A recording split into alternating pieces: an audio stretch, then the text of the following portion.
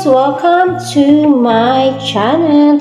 Ako po si Mr. TV at kung bago ka pa lamang sa aking channel, please don't forget to like, share, subscribe, and hit the notification bell para lagi kang updated sa aking mga bagong videos. So for today's video guys, usapang Google AdSense po tayo guys. Pero bago po ang lahat is mag-intro po muna tayo. Intro, pasok!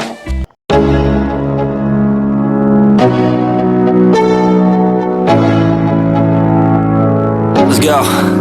Yeah, I'm like an addict, do I gotta have it. I ain't even playing, got a really bad habit. If it moves, gotta grab it, fuse like a magnet. Lose, won't have it till I'm doomed in a casket. I ain't playing, got a weird mind. If you work 8 hours, I'ma work 9. If the shit tastes sour, you should taste mine. I'ma stay in power for a long time. Get up, nah I ain't a quitter. Toss me the ball, I'm a really big hitter. Big picture, I'm a straight killer. Rising the song to the highest bidder. Got juice, got gas.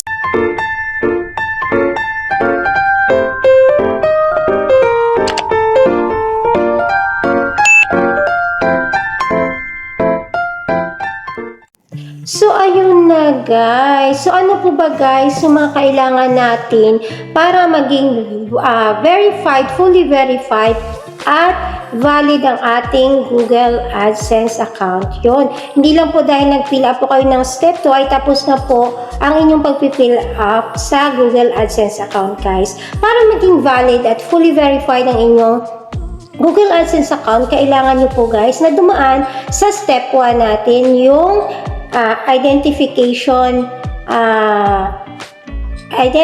verification guys. Yan. Identity verification po guys. Hihingaan po kayo ng ID para ipapasa nyo po sa Google AdSense kung talagang ikaw nga ba talaga ang nagmamayari sa pangalan na yan, ng account na yan. Yung kailangan mong patunayan ng iyong identity po guys. Yung pangalawa po guys ay yung address verification po guys. Yun po yung paglalagay nyo ng address nyo po guys kasi doon po isi-send yung inyong Google AdSense PIN po guys. Yun no.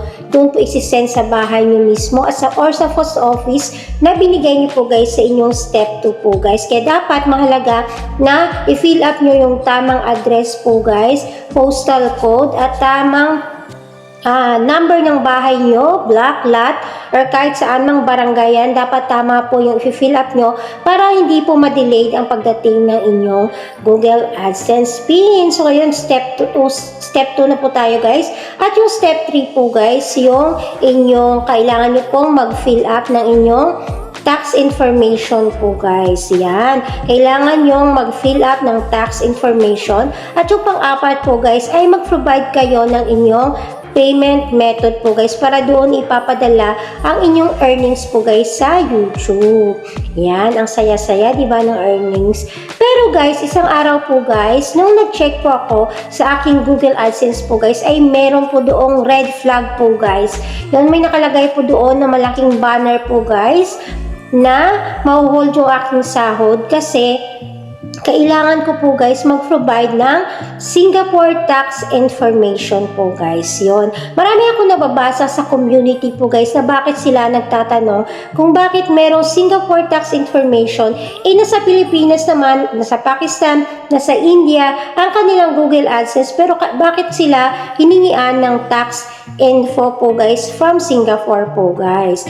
Yon, para sabihin ko po sa inyo guys, kailan po tayo hiningian ng Singapore tax info po guys para i-confirm ni Google AdSense kung doon po tayo naka-reside or doon tayo ang residency po natin ay doon sa Singapore po guys. Kasi bawat bansa po guys ay iba-iba po yung agreement or ang pagbabayad ng tax po guys ay iba-iba po guys kada bansa po guys. At maswerte po tayo sa mga Google AdSense na sa Pilipinas po guys kasi meron po tayong tax rate po guys. Yung pwede natin i-reduce ang rate ng tax natin sa ating mga earnings po guys. Yun. Kaya i-share ko po sa inyo guys na kung sakali po guys na mag-effect po sa inyo ang Singapore tax info at hingian po kayo guys ng information ni Google AdSense po guys, ay madaling-madali lang po guys yung mga questions po doon at yung mga isasagot nyo po guys sa inyong Google AdSense po guys. No? Kailangan nyo talaga guys mag-provide ng Singapore tax information guys to confirm kung talagang bang nasaan po ang iyong residency po guys o saan ka po nakatira talaga guys. So yung mga questions po guys babasahin ko kasi hindi naman po ako guys genius para ma-memorize ko po guys yung mga questions po doon guys. So ito po guys yung mga questions doon guys. Yung una po guys na question doon is yung business type po guys. Ano po ba yung business type na isasagot niyo po guys? Syempre ang isasagot niyo po doon guys is individual or solo proprietor po guys. Yun po yung isasagot nyo po doon guys sa unang tanong sa Singapore Tax Info po guys. Tapos yung sumunod po guys, tinatanong doon kung do you have a permanent establishment in Singapore? Meron ka bang establishment sa Singapore? Syempre, yes or no lang po yung tanong guys. Syempre, yung isasagot nyo po guys is no po guys. Yan. Are you registered to Singapore Goods and Service Tax under the Overseas Vendor Registration Engine? Syempre, no din po guys. Wala din po kayong ganun guys. Tapos, may makikita po kayo guys na unique. So, yun na guys, yung unique entity number. Guys, optional po yun guys. Pwede nyo po yung lampasan. Wala po kayong ilalagay po dyan guys. Kasi, pag may nakasulat na optional po guys, is pwede nyo po, nasa inyo po yan guys, kung sasagutan nyo or hindi po guys. Tapos, yung tax exemptions po guys, yan na po yung sinasabi ko sa inyo guys, yung mga pagre-reduce ng tax natin guys, no? Are you eligible for exemptions? Yan. Eligible ba ang Singapore sa exemptions? Guys, syempre, no po guys yung sagot doon kasi wala pong tax treaty yung Singapore. Kaya no po ang isasagot nyo dun guys. Tapos, yung last na tanong po guys is, are you eligible for other exemptions or lower tax rates? Syempre po guys, hindi rin siya eligible yung Singapore po guys. Kaya, no rin ang isasagot nyo dun guys. Tapos, isasubmit nyo na po guys yung inyong form po guys. Pag nasubmit nyo na po yun guys, is automatic po yun guys, is magpo-complete na po ang inyong tax info at mawawala na po yung red na banner po guys sa inyong Google AdSense po guys. Huwag po kayong magkakamali po guys ng pagsagot po guys kasi once na nagkamali po kayo ng pagsagot po guys at yes po yung nasagot nyo guys, hihingian po kayo ng ITR. Ano po ba yung ITR guys? Income tax return na documents po guys. Wala po kayo nung kasi hindi naman po kayo business man or business woman na meron po kayong tax income return po guys ng documents. Wala po tayong ganon. Kaya para hindi po kayo sumakit yung ulo nyo, puro no lang po ang isasagot nyo sa inyong Google AdSense. So ngayon po guys, dati, 4 lang po guys yung requirements natin sa Google AdSense po guys para maging fully verified and valid ang ating Google AdSense account. Ngayon po guys, is nadagdag na po yung guys, yung Singapore tax information po guys. Kasi yung isa po guys is sa United States naman po yun guys. To confirm kung sa United States ka ba nakatira po guys. Yun, may tanong din doon.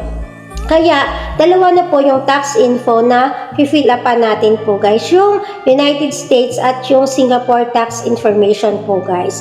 Kaya huwag po tayong magkakamali guys sa pagsagot. At huwag po tayo laging magmamadali. Basahin natin mabuti para hindi tayo magkamali. Kasi isang simpleng yes mo po rin guys. Pero masisira po lahat ng ano nyo sa Google AdSense po guys. Masisira po yung pagsagot nyo, yung form nyo. Masisira po at mas lalo po siyang magiging komplikado po guys sa pagmali na pagsagot nyo po guys. So yun lang po guys, sana may natutunan po kayo sa aking i-share po guys kasi ayaw ko po yun guys na pag pupunta kayo sa inyong Google AdSense po guys ay magugulat po kayo. Gusto ko po na alam nyo po kung anong isasagot at wala pong problema. Yung Singapore tax info po guys is ginawa lang po nila yan guys to confirm kung ang residency mo po guys is sa Singapore or saan ka mo country mo yung resident po guys, no? Kung saan ka po nakatira guys. To confirm lang po yan guys ng Google AdSense po guys. Kaya Sana wag tayong magugulat at i-provide natin yung tamang info po guys para hindi po tayo magkamali, hindi po masira ang ating Google AdSense po guys. At mahalaga po talaga sa kanila yung tax po guys, tax information. Kasi once hindi ka rin maka-fill up ng tax information po guys, hindi ka rin makaka-proceed po guys sa paglalagay ng inyong payment po guys, no, ng payment nyo sa inyong Google AdSense po guys. Hindi rin kayo makakasahod, mahuhold po ang inyong sahod kung hindi nyo po mapoprovide po ang mga hinihingi nilang information sa Google AdSense. Mahalaga po talaga guys na legal at right information ang pinoprovide po natin sa Google AdSense po guys. Ganun po kahalaga ang Google AdSense kasi once na masira po yung ating Google AdSense, malaking problema po yan guys. At for panigurado po guys, sasakit po yung mga ulo natin sa pag-aayos ng ating Google AdSense guys. Isang maling pagkakamali, mas lalong pakomplikado ng pakomplikado ang inyong Google AdSense. Kaya dapat siguraduhin nyo ang pagsagot, huwag magmamadali, laging babasahin po guys at intindihin mabuti po guys yung mga tanong po guys. So yun lang po guys, sana nakatulong and pag-ingat po tayong lahat. Iniimbitahan po namin kayo sa aming second year anniversary po guys ng Team Kapuso. Yan, malapit na po guys, sa January na po. Pero magsa-start po yung aming pa-entry po guys sa November 15. Yan, shout out sa mga gustong magpa-sponsor po guys. Invited po kayo. Every 1,000 pesos po guys ay meron kayong 40 free entries. Sa 500 pesos po guys ay meron ko yung free 20 entry. So yun lang po guys, sana nakatulong sa inyo ang aking vlog ngayong araw na to. Thank you so much for watching my video. Ako si Mr. TV and thank you so much po sa lahat po nang nandyan ngayon sa aking premiere. God bless us all and ingat po tayo palagi mga kapatid. Yan, thank you so much. Mwah, mwah, mwah, mwah, mwah, mwah, mwah, mwah, mwah, mwah. Mwah. Bye guys. Thank you so much.